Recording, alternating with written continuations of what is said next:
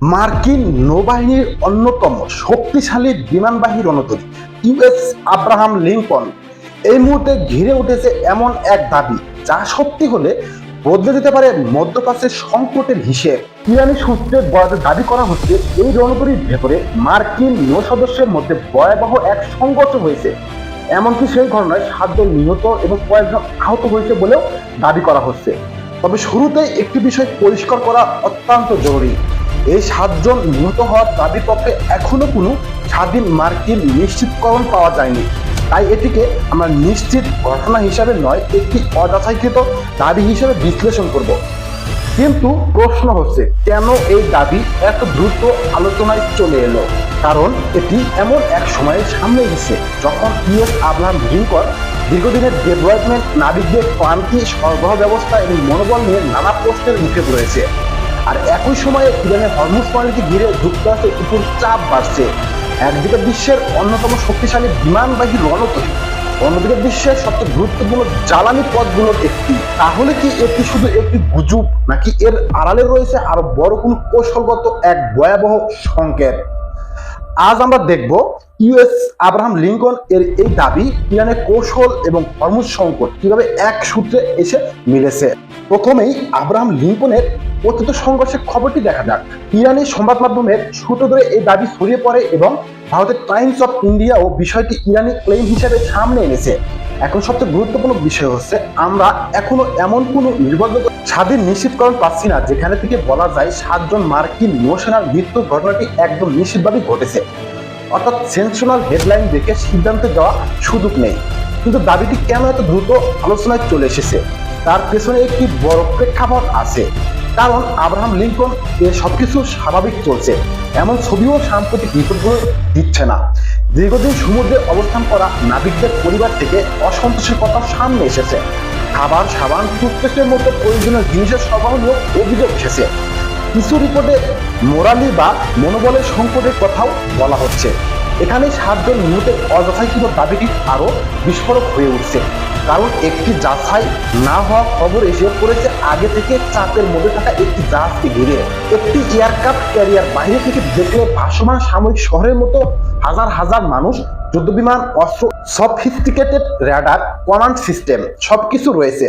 কিন্তু এই বিশাল যুদ্ধযন্ত্রের সবচেয়ে গুরুত্বপূর্ণ অংশ, শেষ পর্যন্ত মানুষ আর দীর্ঘ ডেভেলপমেন্টের সবচেয়ে বড় মূল্যটাও দিতে হয় সেই মানুষগুলোকেই।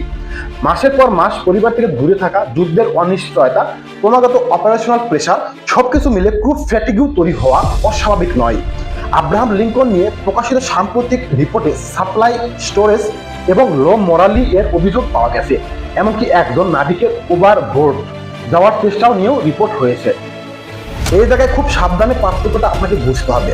নাবিকদের সমস্যা নিয়ে কিছু রিপোর্ট থাকা এক বিষয়, আর সেই সমস্যা থেকে 7 জন নিহত সংঘর্ষ ঘটেছে, এটা সম্পূর্ণ আলাদা দাবি।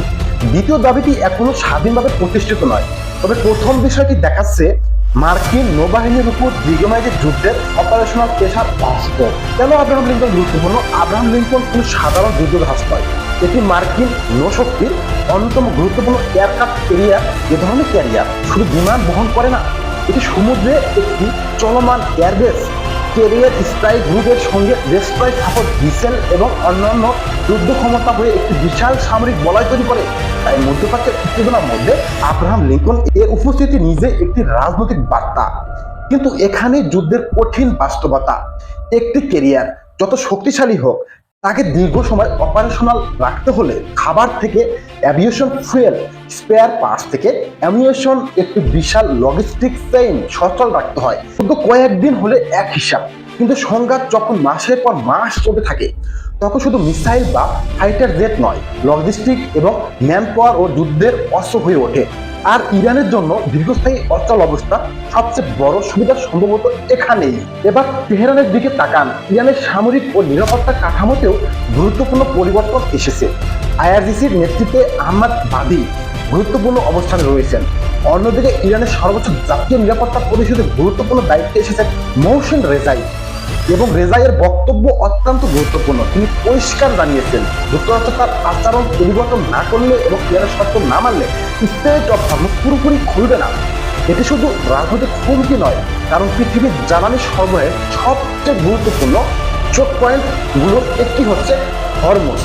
ফলে তেহরান আসলে ওয়াশিংটনের উপর শুধু সামরিক চাপ তৈরি করছে না, চাপটা অটোমেটিক চলে যাচ্ছে তেলের বাজারে, শিপিং ইন্ডাস্ট্রিতে, ইন্স্যুরেন্স কস্টে এবং শেষ পর্যন্ত সাধারণ মানুষের পকেটেও। হরমুজের গুরুত্ব বোঝার জন্য মানচিত্রের দিকে তাকালেই যথেষ্ট। পার্সন গলফ থেকে বিশ্বের বাজারে যাওয়া বিপুল পরিমাণ তেল ও গ্যাসের জন্য এই সরু জলপথ অত্যন্ত গুরুত্বপূর্ণ।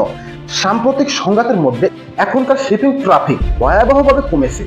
এর অর্থ হরমুজ পুরোপুরি স্বাভাবিক না হলে সমস্যাটা শুধু ইরান এবং আমেরিকার মধ্যে আটকে থাকবে না। সৌদি আরবিয়া, ইউএ, কাতার থেকে শুরু করে এশিয়া এবং ইউরোপের এনার্জি মার্কেট পর্যন্ত এর প্রভাব ছড়িয়ে পড়তে পারে। আর এরই মধ্যে রেড সি ও গলফ অফ ওমান ঘিরেও জাহাজ চলাচলের নিরাপত্তা নিয়ে নতুন উদ্বেগ তৈরি হয়েছে। অর্থাৎ মধ্যপ্রাচ্যের একাধিক গুরুত্বপূর্ণ ম্যারিটাইম রোড একই সময়ে চাপের মধ্যে পড়েছে।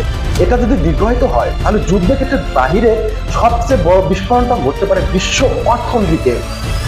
এর লক্ষণ ইতিমধ্যে দেখা যাচ্ছে। মধ্যপ্রাচ্যের সাপ্লাই আনসার্টেনটি এবং ইরান ইউএস সমঝোতার অনিশ্চয়তার মধ্যে আন্তর্জাতিক বাজারে ব্রেন্ট ক্রুড প্রায় $89 কাছাকাছি উঠে গেছে এক লাফে। একটি বিষয় মনে রাখতে হবে, তেলের দাম বাড়া মানে শুধু গাড়ির ফুয়েলের দাম বাড়া নয়, এর সঙ্গে যুক্ত হয় পরিবহন ব্যয়, শিল্প উৎপাদনের খরচ, বিদ্যুৎ উৎপাদনের চাপ, পণ্য পরিবহনের খরচ, এমনকি খাদ্যের দামের উপরেও প্রভাব পড়তে পারে।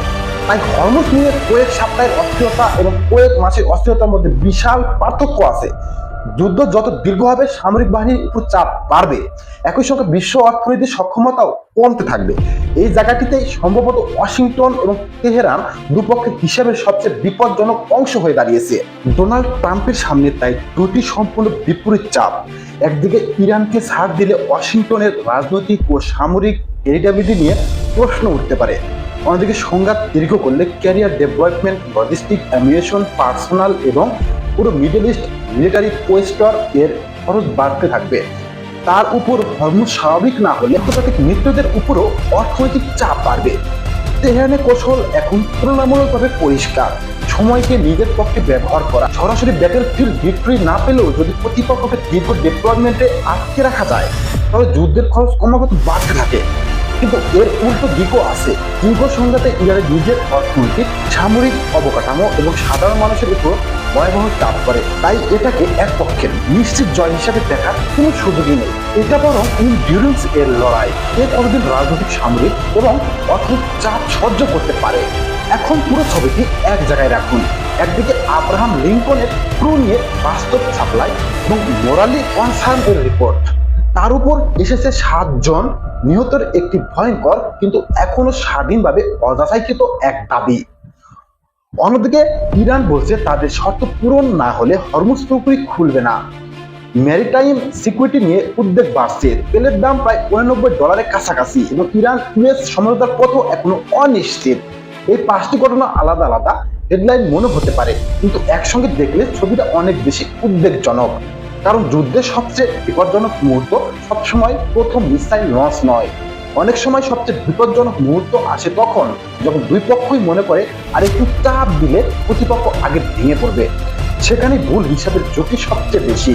একটি ভুল সিদ্ধান্ত, একটি ভুল মিলিটারি অ্যাসেসমেন্ট কিংবা একটি বড় ম্যারিটাইম ইনসিডেন্ট পুরো পরিস্থিতিকে আবারও ভয়াবহ সংঘর্ষের দিকে ঠেলে দিতে পারে।